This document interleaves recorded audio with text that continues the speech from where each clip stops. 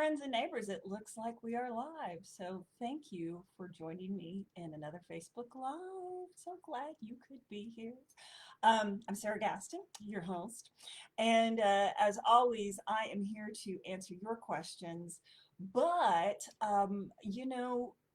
if you don't have questions, believe me, I always have plenty to talk about. And I was thinking about this earlier today.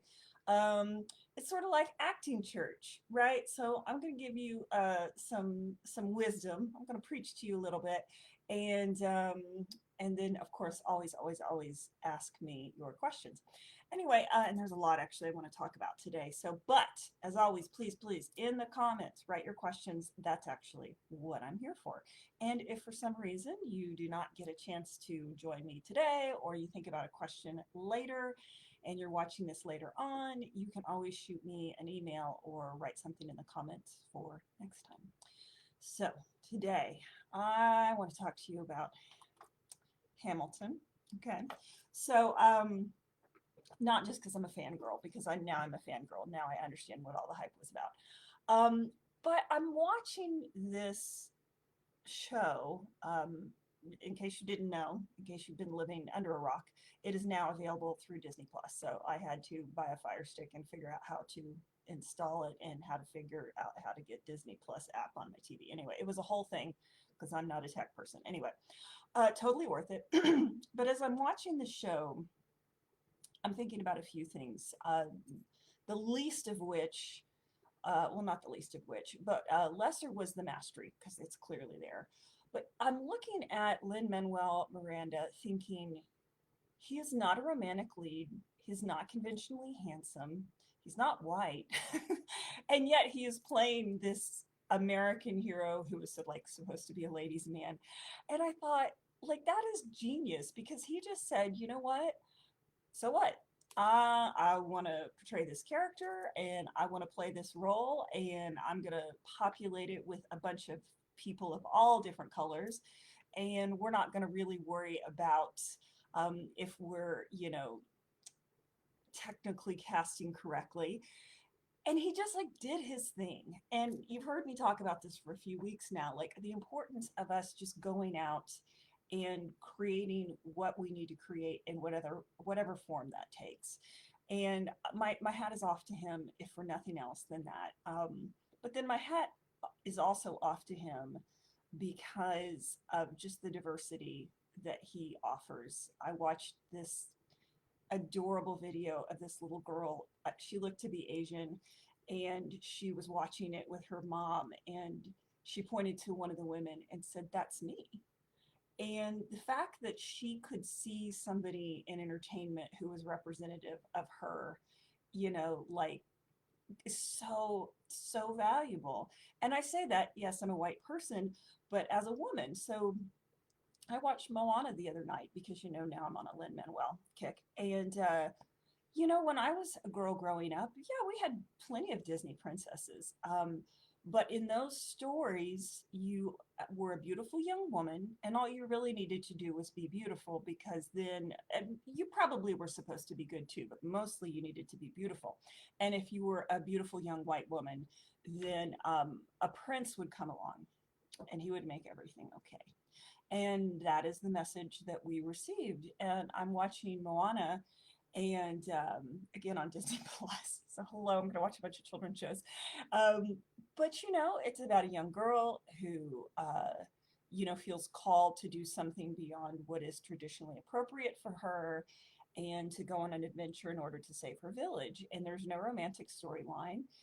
It's just about a young woman doing what she believes to be right and what her soul feels called to do. And although I'm not, a little Pacific Islander girl, I could really relate to that. And I thought, wow, what if I'd had that role model when I was a child?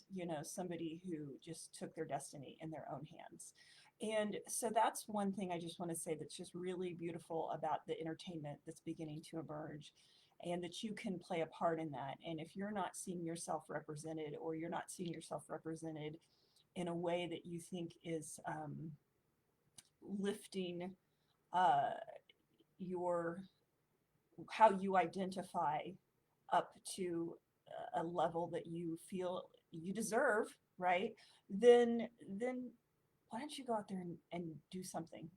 Do something. You make that movie, you make that television show, you make that short film, you make that video, right?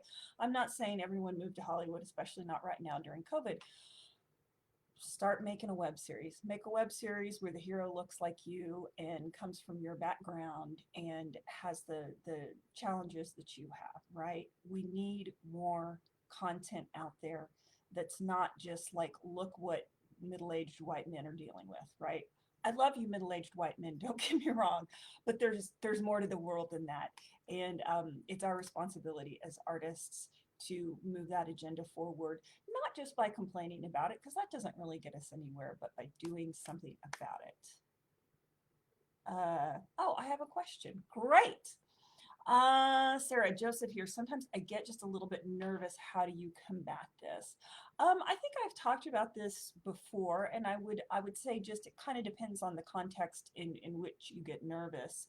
But for me, if we're talking about being nervous in front of a camera, I learned a long time ago, and I think it was from my on-camera teacher, Connie Cooper.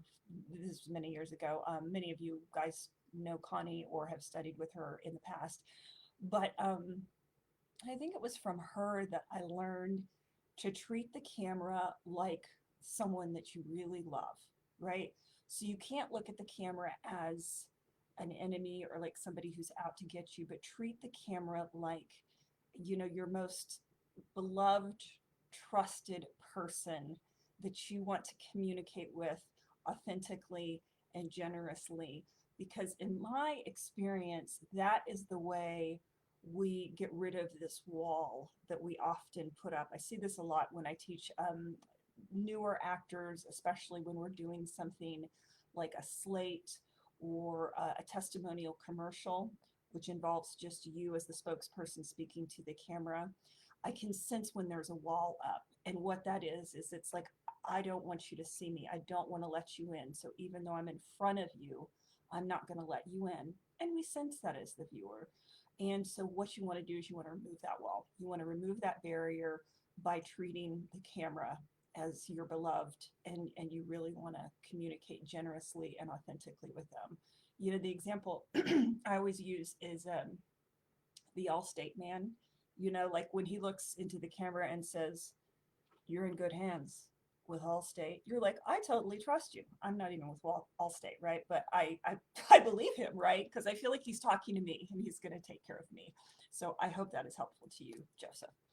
Something else I want to talk about is the fact that, and please feel free to ask more questions, anyone who's out there. Another thing I want to talk about is what I think a lot of people are experiencing right now, and this is why I talked about this last week on Facebook Live and did a follow-up video about it.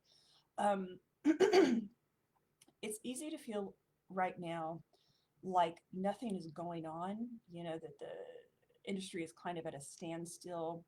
There is a lot of debate about safe practices going forward. The theaters don't quite know how to proceed in terms of safe social distancing to have audiences together. So all that is what we're dealing with, right? What is a temptation, and I get it because I have felt it myself, especially since we went back to a code red in Houston, and we're starting to shut things back down and asking people to shelter in place. It's real easy to feel like, what's the point? This is going to go on forever. Okay. So the way I personally combat that, I'm going to take a drink of water. Hi, I'm a little dehydrated, I guess. The way I combat that is I double down. Because here's the thing, you always have a choice.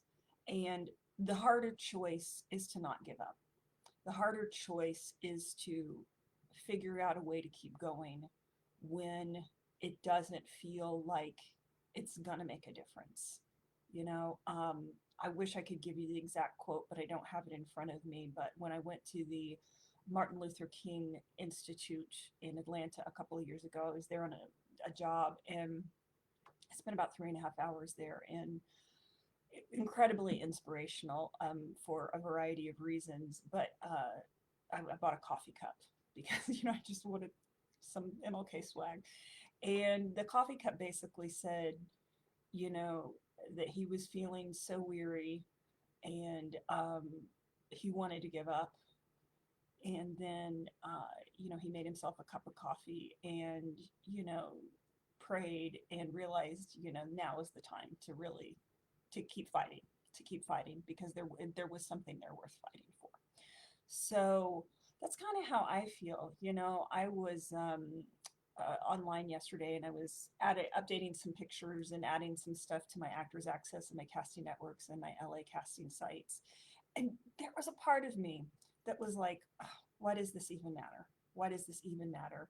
And I got a prompt from, I think it was LA Casting, like, you can have the premium unlimited package where you can upload all the media and all the pictures you want and make all the changes you want, and it's this much for a whole year. And I was like, why am I paying for a year of acting marketing? What does it matter? What does it matter? This is what's going through my mind, right? And then I was kind of checking it out, and one of the things was casting notices, and I saw a casting notice for a job, and it was like, $700. We're going to film this via Zoom in your own home, and I'm like, okay, there's work out there. There is work out there. I've just got to find it. So you know what? I signed up for that year-long package with the premium, all the updates I can get, and I made a commitment that I'm going to spend at least 20 minutes a day self-submitting. Now that's in addition to having representation in Atlanta, Louisiana, Texas, Los Angeles, and having a manager, right? And you've heard me say this before, pack your own shoot, right? Don't sit around and wait for something to happen, right? They're on your team, but they're in a pickle too, right? I don't even know how some of these agencies are going to stay afloat, right? Because if we're not bringing in any money, they're not making any money. But that's the kind of decisions you have to make. And here's the thing: there's nothing wrong um, if you say, I don't want to do that. I want to watch Netflix and eat Oreos, because I get it. I get it. We want comfort right now. And I also know that for me personally, taking it lying down is not going to sit well with me for long. I can do that for about 2 days. I can feel sorry for myself for about 2 days. And then I got to get up and get moving. And that's just how I stay in the game, and I stay motivated, and it helps give me purpose, right? Otherwise, the alternative is not pretty. So that's what I have to say about that. Any other questions? I am taking your questions. Please offer your questions. Um, let's see. And I guess the last thing I want to talk about, and again, I don't want to waste your time, so that if there are no more questions, that's fine. You can take what I've offered to you today. But we were talking in class last night. My Tuesday night class is my ongoing class, and it's just lovely because it's a lovely group of people, and it cycles in and out, but it's a lovely group, and there tends to be a core, and they've worked together for a while, they know each other, they support each other. But one of the things that came up is there was a little bit of confusion around relationship and what relationship means when you're doing scene work. And I have a video about this on my YouTube channel, which is why I'm always like, subscribe to my YouTube channel, because I got a ton of free information there. But I'll talk about it real quick. Relationship is not a label. It is the quality of the interaction. So for example, if you have a mother in real life, say, everyone has a mother, okay, right? Physiologically, like it is a law of the universe. You have to have a mother, right? Some people never knew their parents, right? Some people lost parents when they were young, and we have different kinds of relationships with our mothers, right? So if you have a relationship with your mother that is fraught, maybe she's demanding, maybe she's a perfectionist, maybe you feel like nothing you ever do is good enough. Maybe you feel like every time you're with her, it's like a job interview, and she wants to know, like, what are you doing with your life, or you need to lose 10 pounds, or whatever you're, and I know people who have this relationship with their mother. But not everyone has that relationship, right? That is a singular relationship you have with one person, right?